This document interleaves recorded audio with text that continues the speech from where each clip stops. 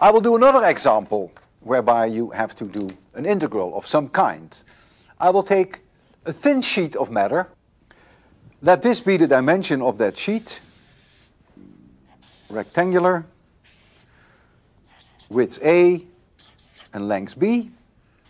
And I will rotate it about this axis, which I call axis 1.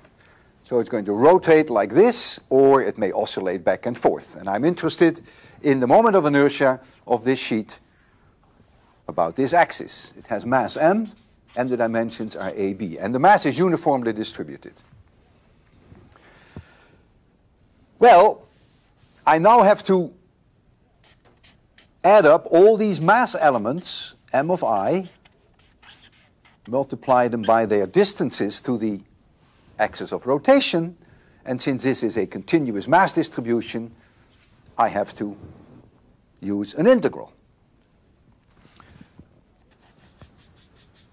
I slice out here a ribbon,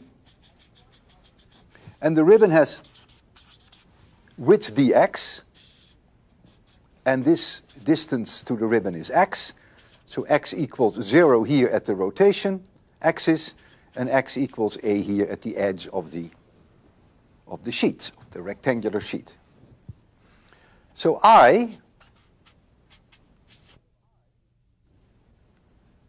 about this axis of rotation now, is going to be an integral from x equals 0 to a of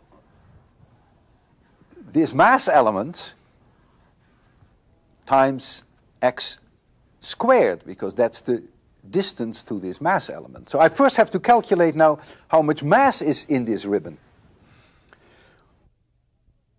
Well, the mass that is in this ribbon is dx divided by a times m. That is clearly dm.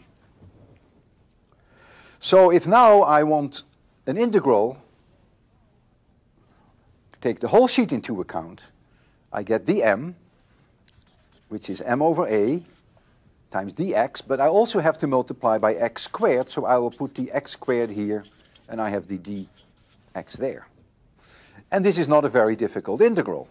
That integral becomes m over a times 1/3 x to the third, and I evaluate that between 0 and a, because x goes from 0 to a, and so this becomes 1/3 m times a squared.